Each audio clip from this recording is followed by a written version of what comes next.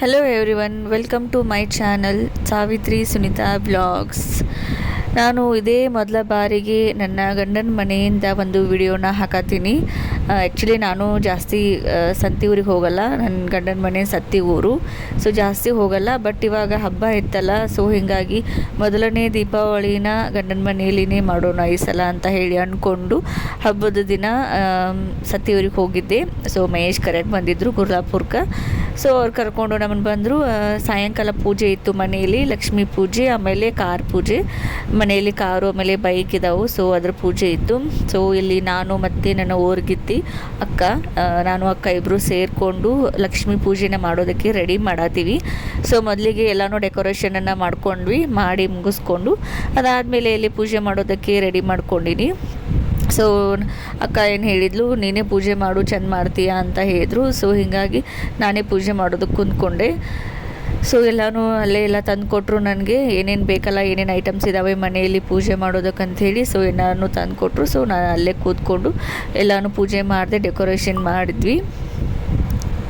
Actually ನಾನು ಆವಾಗಲೇ ಹೇಳಿದಂಗೆ ಇದು ನನ್ನ ಗಂಡನ ಮನೆಯಿಂದ ಮೊದಲ ಹಬ್ಬ. ಮದುವೆ ಆಗಿ ನಿಯರ್ 2 ಇಯರ್ಸ್ ಆಯಿತು. ಸೊ ಅದಾದಮೇಲೆ ಏನು ಹಬ್ಬ ಮಾಡಿದ್ದೀನಿ ಅದೆಲ್ಲನೂ ಆಲ್ಮೋಸ್ಟ್ ನನ್ನ ಗುರ್ಲಾಪುರದಲ್ಲಿ ಮಾಡಿದ್ದೀನಿ ತವ್ರ ಮನೆಯಲ್ಲಿ. ಆಮೇಲೆ ಕೆಲವೊಂದು ಹಬ್ಬನ ಹೈದ್ರಾಬಾದಲ್ಲಿ ಮಾಡಿದ್ದೀನಿ. ಸೊ ಆಲ್ಮೋಸ್ಟ್ ನಾವು ಹೈದ್ರಾಬಾದಲ್ಲೇ ಇರ್ತೀವಲ್ಲ, ಸೊ ಎಲ್ಲ ಹಬ್ಬನೂ ಅಲ್ಲೇ ಮಾಡಿದ್ದೀನಿ.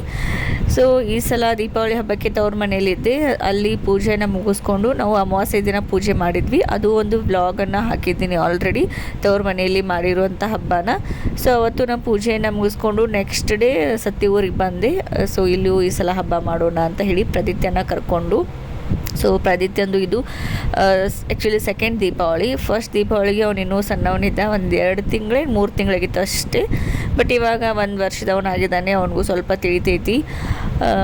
ಸೊ ಹೀಗಾಗಿ ಅವ್ನು ಕರ್ಕೊಂಡು ಫ್ಯಾಮ್ಲಿ ಎಲ್ಲ ಸೇರಿಕೊಂಡು ಹಬ್ಬ ಮಾಡೋಣ ಅಂತ ಹೇಳಿ ಅಂದ್ಕೊಂಡು ಹಬ್ಬಕ್ಕೇ ಬಂದೆ ಊರಿಗೆ.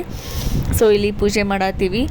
ಆಮೇಲೆ ಜಾಸ್ತಿ ಏನು ವಿಡಿಯೋ ಮಾಡ್ಕೊಳ್ಳೋದಕ್ಕೆ ಆಮೇಲೆ ಫೋಟೋ ತೆಗೆಸ್ಕೊಳ್ಳೋಕೆ ಏನೂ ಆಗಲಿಲ್ಲ. ಪ್ರದಿತ್ಯ ಅಂತೂ ಫುಲ್ ಹಠ ಮಾಡತ್ತಿದ್ದ, ಹತ್ಬಿಟ್ಟ ಅವನು. ಆ್ಯಕ್ಚುಲಿ ನಾನು ಗುರ್ಲಾಪುರದಲ್ಲಿನೂ ಏನು ಹಬ್ಬ ಮಾಡಿದ್ದೀನಿ, ಅಲ್ಲೂ ಏನೂ ಮಾಡೋದಕ್ಕೂ ಆಗಲಿಲ್ಲ. ಅಲ್ಲೂ ಪ್ರದಿತ್ಯ ಸ್ಟಾರ್ಟ್ ಮಾಡಿಬಿಟ್ಟ.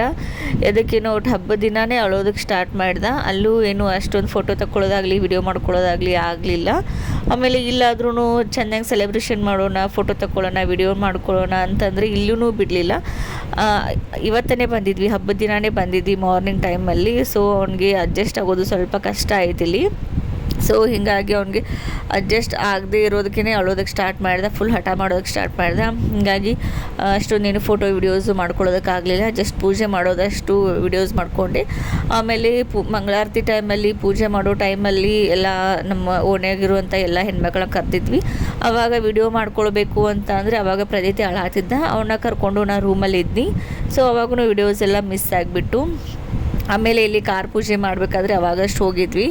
ಸೊ ಅವನಿಗೆ ಪ್ರದಿತ್ಯಂಗೆ ಕಾರ್ ಅಂದರೆ ಇಷ್ಟ. ಆಮೇಲೆ ಅಲ್ಲಿ ಒಂದು ಸಣ್ಣ ನಾಯಿ ಮರಿ ಇತ್ತು. ಸೊ ಹೀಗಾಗಿ ಅದನ್ನ ತೋರಿಸ್ತೀವಿ ಅಂತೇಳಿ ಕರ್ಕೊಂಡು ರಮೇಶಿಗೆ ಕರ್ಕೊಂಡು ಬಂದಿದ್ನಿ. ಸೊ ಕಾರ್ ಪೂಜೆಯಲ್ಲೂ ಭಾಳ ಅಂದರೆ 5-10 ನಿಮಿಷ ನಿಂತಿದ್ದೀನಿ ಅಷ್ಟೇ. ಸೊ ಇದು ನಮ್ಮದು ಕಾರು. ಸೊ ಅದಕ್ಕೇ ಸೀರೆ ಉಡಿಸಿ ಎಲ್ಲ ಇಲ್ಲೂ ಸ್ವಲ್ಪ ಎಷ್ಟಾಗುತ್ತೆ ಅಷ್ಟೆಲ್ಲನೂ ರೆಡಿ ಮಾಡಿಕೊಂಡು ಇಲ್ಲಿ ಪೂಜೆ ಮಾಡತ್ತೀವಿ.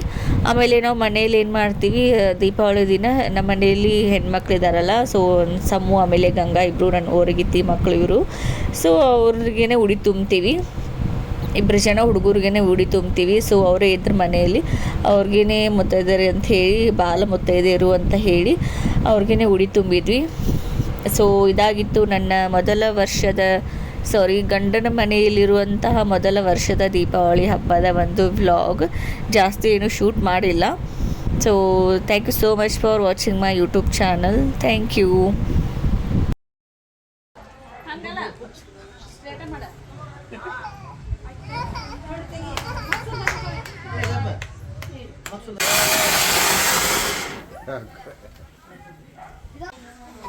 ಹಿಂಗ್ಯಾಕದ ಹಂಗೆ ಹೊಡಿತಪ್ಪ.